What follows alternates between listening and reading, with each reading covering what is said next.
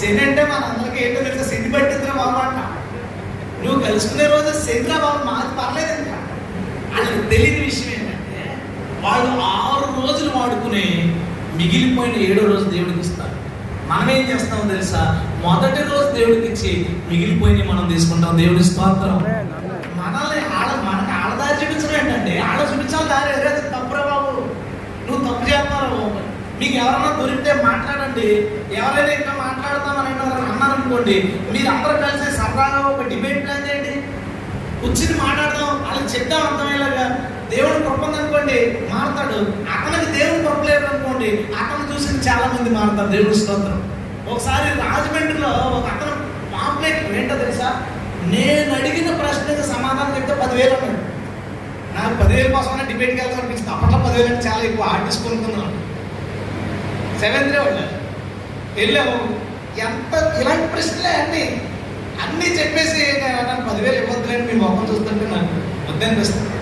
దేవుడు దయ్యంటో తెలుసా, 8 మంది ఆ రోజు వాళ్ళ మేనల్లుడితో సహా, వాళ్ళ మేనల్లు కూడా మామయ్య ఇంక నేను నీ చచ్చుకున్నాను వెనక్కి వచ్చేసాడు. దేవుడి స్తోత్రం. అంటే మనం పిలిచి బాగుంటున్నారండి. మనం వెళ్ళి వెనక్కి తెచ్చుకున్నాం. దావీదు ఒక సీన్ నాకు చాలా ఇష్టం.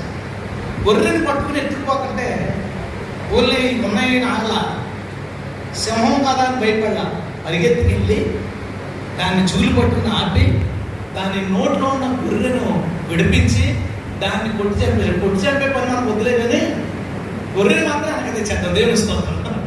గొర్రెలు మాత్రం అక్కడికి వెళ్ళిపోయిన వాళ్ళని మన సోదరులు ఉన్నారు, వాళ్ళని వెనక తెద్దాం. ఇది 7th యొక్క బ్రీఫ్ డాక్టర్ మిక్క బుక్లో ఇంకా చాలా వాళ్ళ క్వశ్చన్స్ అన్నీ ఉంటాయి. అయితే దీన్ని బేస్ చేసుకుని పుట్టిన ఇంకొక డాక్టర్ ఏంటంటే యెషువా మస్సియా. మీరు విన్నారా? మీకు ఎక్కడో చెప్పారు ఏరియా అక్కడ చర్చ ఉందని, ఎవరో బ్రదర్ చెప్తున్నారు. యెషువా మస్సియా అంటే అర్థం ఏంటంటే, యేసుని యెషువా అని పిలిస్తేనే ఆయనకి అర్థం అవుతుంది. మిగతా నువ్వు యేసు జీసస్ అని పిలిస్తే ఆయనకి అర్థం అవుతుంది. అది వాళ్ళు. అయితే వాళ్ళతో లాజిక్ ఉంటుంది ఏంటంటే, ఇది ఒక బుక్, ఇంగ్లీష్లో బుక్, తెలుగులో పుస్తకం, మారింది పేరు మారింది. ఇప్పుడు ఇక్కడ ఎవరైనా కృష్ణ అనే ఒక అర్థం ఉన్నాడు, ఇంగ్లీష్లో ఏంటి అర్థం పేరు మారిందా? లక్ష్మి అని ఒక ఆవిడ ఉంది, ఇంగ్లీష్లో పేరు మారుతుందా? మరి మీరెందుకు యేసుక్రీస్తు పేరు మార్చేశారు? మా సైడ్ దీని గురించి మంచి గలాట చేస్తాడు ఒక అతని పేరు ఐజాక్ కృష్ణ అని. మొన్న ఇంకా మాట్లాడతా ఏదో చెప్తాను, నీ పేరు ఐజాక్ కృష్ణ. ఐజాక్ అంటే ఇంగ్లీష్, ముందు పేరు మార్చుకుని అప్పుడు ఏప్రిల్లోనే పిల్లలు అంటాడండి. వింటారా? ఇది వేతనం కాదు, వింటారు కాబట్టి